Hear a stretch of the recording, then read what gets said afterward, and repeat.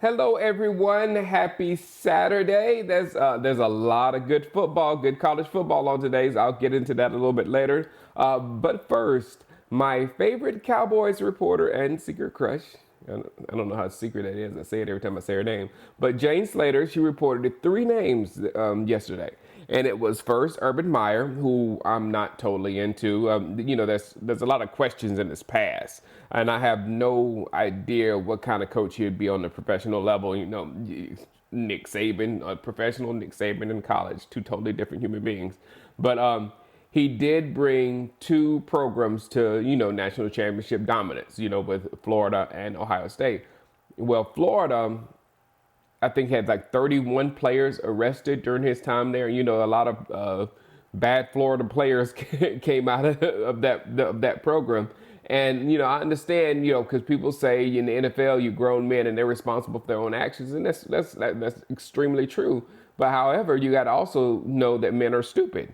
You know what I'm saying? I was stupid until I met my wife. You know what I'm saying? And she helped me, not do so many stupid things or whatnot. So you do need someone there to help these guys not hurt themselves. You know what I'm saying? Help guide these guys. And I don't know if he's that guiding type of human being. Garrett has done okay in that department, but we had another guy that got arrested for weed last week, didn't we? And then in Ohio State, you have that debacle with his wide receiver and the domestic abuse and all that kind of stuff that I really don't want to get into. Really touchy stuff. So he has some issues. College football doesn't even seem to want him anymore. There's been opportunities for him to go to different places in college football. And there's no question he's a talented coach, but he brings a lot of baggage. Another name that I'm going to be watching today is Lincoln Riley. He's a quarterback guru, and just about every quarterback under him has had success. In my opinion, he made Baker Mayfield look much better than he actually is. So in my mind, that translates good for Dak, because Dak seems like a better NFL quarterback than Baker Mayfield has shown so far. So maybe he can up Dak's play a good bit, since he's known to do that. Then you got Jalen Hurts. I'm going to be watching that today. Wouldn't that be nice for Jalen Hurts to be in the college playoff and Nick Saban at home watching it? I can't wait to see how that unfolds today. And the final name that she brought up was Toni Elliot. You don't know Toni Elliot? Come on, man. He's an assistant to Dabo at Clemson, man. I'd love to have Dabo or Brent Venables, but those guys haven't made. Both haven't made with contracts. Dabo signed a silly contract. Both of them have their sons are on the football team, and I think they're freshmen, so they're not going anywhere. Dabo has the greatest job on the planet. There's no way he leaves, but if you can pull somebody from that Clemson organization, I'm with it. But personally, I'm just not into college coaches that much at all. If you follow my channel, you've heard me say the thing, the coaching tree, over and over and over and over and over. Of course, I love the fruit from the Belichick tree, either Josh McDaniels or Belichick's son, either or of those two. And I don't hold that much against McDaniel for Denver. Denver was a horrible franchise back then. They were desperate, and they gave him way too much power. They gave him all the power in the world. At age 33, he was being talked up by everybody. He had just got finished working for Bill Belichick, and he was trying to emulate Bill Belichick at 33, and he was just cutting people right and left, doing this, doing that, whatever. So he was immature, inexperienced, and went into that job way too hot. trying to be so much like Bill. But now he's approaching his mid-40s, I think it should be right now, and he's nowhere near the cocky guy that drafted Noshawn Marino and Tim Tebow. He made great picks too. He drafted Marius Thomas and Eric Decker, so he did some good too. But he's still my number one. It's simply because he has that strong personality that has worked under a stronger personality, and it existed quietly and successfully under that stronger personality. He's done his job so well in New England that Tom Brady has never won a Super Bowl without Josh McDaniels by his side and running the offense with him. So that's huge, in my opinion. That's extremely huge. The only thing that really concerns me about McDaniels is what happened in Indy.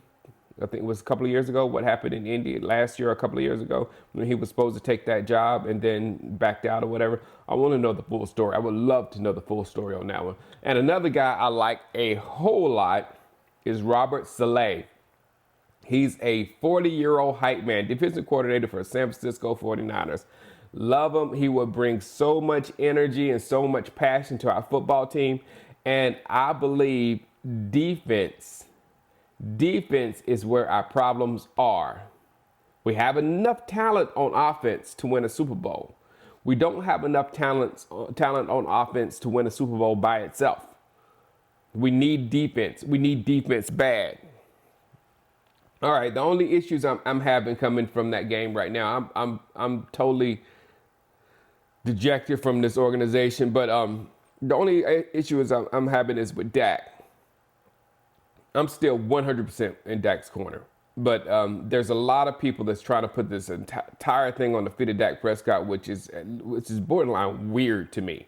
You know, I do get some of it because the same thing happened during Romo era, and even though I never trashed Romo on camera here, I said some of those same things privately. But I didn't know how much it was Garrett until after Romo left. And now that I see the same exact pass-heavy offense that can't beat good defenses, I see the same things.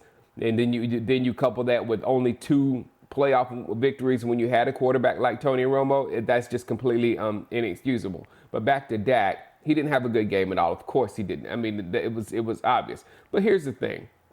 A lot of quarterbacks have not had great games or good games versus the Bears defense. You remember Aaron Rodgers had a bad game versus their defense. You remember the we have a defense now game when the defense actually closed the game for him because Aaron Rodgers couldn't get anything going.